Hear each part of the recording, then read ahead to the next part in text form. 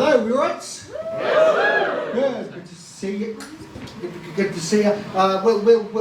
Fun fact. Someone recently said to me, I look like a homeless Alan Carr, and I can't unsee it. Fun for me. Well, next up, I'm going to do a load of new material tonight. Is that alright? Doing new material? Is that alright? Cool. Like doing new material, just so you're aware, some of this is going to be shit. It just is. A lot of this I wrote when I woke up at 3 a.m. in the morning this morning because I had a stomachache because last night I ate too much lasagna. That's just a fact, right? It's weird. Okay, nothing's ever been sadder than that, really. So yeah, something's gonna be shit. It's also the worst my tick's probably been on stage as well. I do tick a lot. I've got a disability called FND. FND causes me to tick. It also causes me to have tremors, which basically just means I'm in real high demand at glory holes. Right. That joke was genuinely not planned. When something just falls out of your mouth, that's what that was. Yeah, so I do have FND, I do have that disability. I've got autism as well, and I know what you're thinking. We know, it's not surprising, is it? It's not surprising. There's a woman over there looking at me like, this guy loves a train. Right, that's the sort of... My autism was great, because my autism was like, bits of it are quite shit having autism, but it also has some good bits as well. Like, I blame my autism a lot. I blame it on the breakdown, my last relationship. My ex said to me when we broke up, he said, there's just so many things you can't give me. And as an autistic man, I can only assume that one of those is eye contact. Or empathy. One of the two. But it also gives me, like, my autism's great. My autism has given me telepathic powers. Genuinely has. Like, for example, tonight, like, I'm getting the sense that there's so we've had a cheer if you're not from the UK. Give us a cheer if you're from America. If you're from America. Boo. There's a guy from America. Give us a cheer if you're a man from America. Give us a cheer if you're a man from New Brunswick in America. Woo. Give us a cheer if your name's Jacob. Jesus, right here, yeah. Hi, Jacob. Now. You on Tinder, Jacob? I know you are. Okay, so this bit was also not that. Jacob, by chance you messaged a girl called Freya on Tinder? Yeah. Yeah, Freya happens to be my best friend. And just before I came on stage, she texted me with a picture of you and put, this guy's here, brackets, do your worst. Right? She said she did like you though, so just one of the two things, there you go.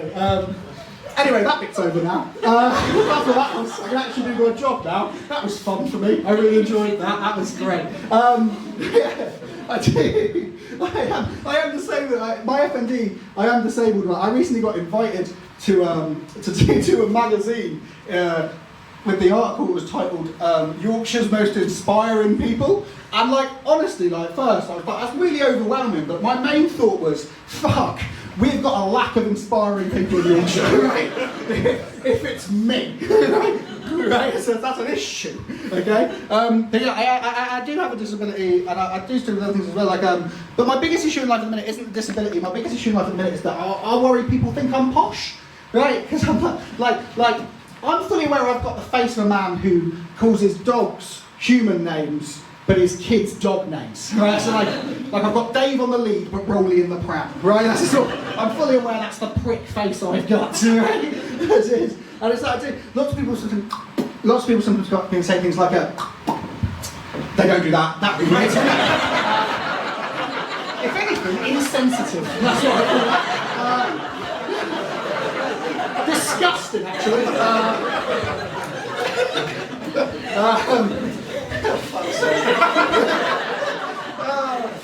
I'm only supposed to have 10 minutes. We would have done 2 jokes by the time it's answered.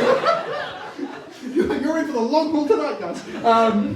So people often think they also think I'm like, I get asked quite a lot when I do comedy as well, if I was private schooled because of my voice. I wasn't private schooled. I can't have been private schooled. 1, my parents have the money. 2, I don't have the wrists for it. And 3, my gag reflex is awful. It's just different. And I like my biscuits crunchy. The voice is bad, but it wasn't due to her horrific blowjob injury. Right, that's what I've got to say to you. We'll leave the blowjob injury bit out. That was nasty, wasn't it? The rest of it was all right. It wasn't bad. I am queer. I'm pansexual. Give us a cheer if you're queer in the room. Oh, okay. 4. That's interesting. I'm pansexual. I guess you know what pansexual means. Oh, okay, that's fine. You're better than Burnley. I said this in Burnley, and they looked at me like I was an exotic bird. Right? I'm pansexual. Pansexual is a lot like being bisexual, right? So, any bisexuals in the room? If you're bisexual, give me a cheer. Oh, there are bisexuals in the room, lovely. You can tell because they're really weak. But being pansexual is a lot like being bisexual. Bisexuals say they're attracted to both men and women. Pansexuals, we say we're attracted to people despite gender. So we're talking men, women, non-binary, transgender, doesn't matter, right? So what I'm trying to say is pansexual people, we're a lot like bisexual people, but just like we are morally better. If they're vegetarians, we're vegans, right? If they're a recycling bin, I'm Greta Thunberg, and that's fine for me. I remember that I came out as pansexual a few years ago, and I came out to my brother, and I was really worried about talking to my family about it. My brother said the most beautiful thing to me. He said, like, this is just who you are, man. It's not a choice. You know, this is who you are. It's the way you were born. You can't change this. No one's going to think any differently. Everyone's going to love you the same. Which was lovely. And then he immediately Googled if I could compete in the Paralympics. So it's nice to know he doesn't think it's a choice, but he does think it's a registered disability. It's an issue, isn't it? Being pansexual, I've only ever dated men until recently. I've just started dating a lady. That is the sign of a complete shock. That's all that was. All of you were like, not. No, I'm dating a woman, but she said on her dating profile, well, I initially rejected her when she messaged me first because one of her likes on her profile was human rights, and I was like, that's just everyone, isn't it? That's fucking boring, if anything. She messaged me, and then we were having a chat, and she said she likes a guy who's in control, and I think we can all agree I am the epitome of authority. So I got in charge of picking up this date, right? It's the first time I've dated a lady, right? So I'm in charge of running this date, deciding what we're going to do. And genuinely, my first thought when deciding what to do with this woman and take her on a date was, what do they eat, right? It's dreadful, isn't it? It's awful, absolutely terrible. I know absolutely nothing about women. I panicked. I was like, what do they eat? I don't know. Like, I was going up to like flat palm. Oh no, that's horses. Right? Don't do that. Because I don't give them bread and milk. No, hedgehogs, you fucking idiot.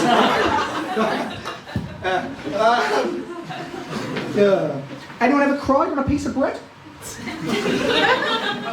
Asking for a friend. No, I've got mental health issues, I think that's clear. I've got a friend of mine recently described part of my life where I had a breakdown as a particularly spicy period of my mental health, which I really enjoyed because, like, I don't think, like, one woman's loving that, but she is having the best time. She is. This guy's stacked! That's what that was. She described this period of my life as a particularly spicy period of my mental health. And, like, I'll be honest, I don't think you can measure breakdowns. I think all breakdowns are spicy. No one's ever had a lemon and herb breakdown. It's not happened, right? I do struggle. The biggest thing I struggle with at the minute is anxiety. My anxiety is really bad. One of my friends rang me the other day, and I got really annoyed at her because she has what I would call justifiable anxiety, but with only one J.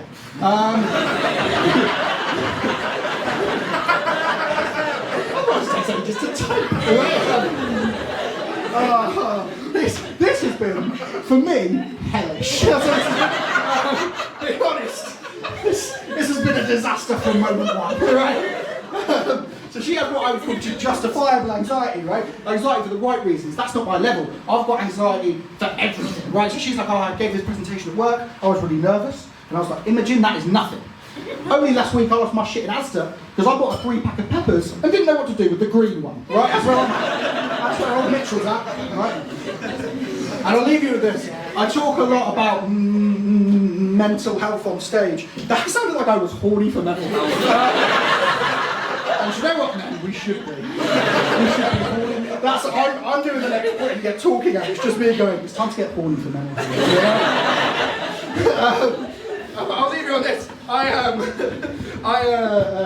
For 4 years ago, a week after my 19th birthday, I was in the worst place of my life, and I tried to take my own life. Obviously, I'm successful. This isn't a seance, right? You wouldn't have to pay more to get in. There would have been candles, right? I can't work this mic stand. So everything has gone wrong. Right. Didn't think I'd be on my knees in front of you all. Here we go. 4 years ago, I was in the worst place of my life. But quite frankly, it's a bit like now. And I'm trying to take my own life.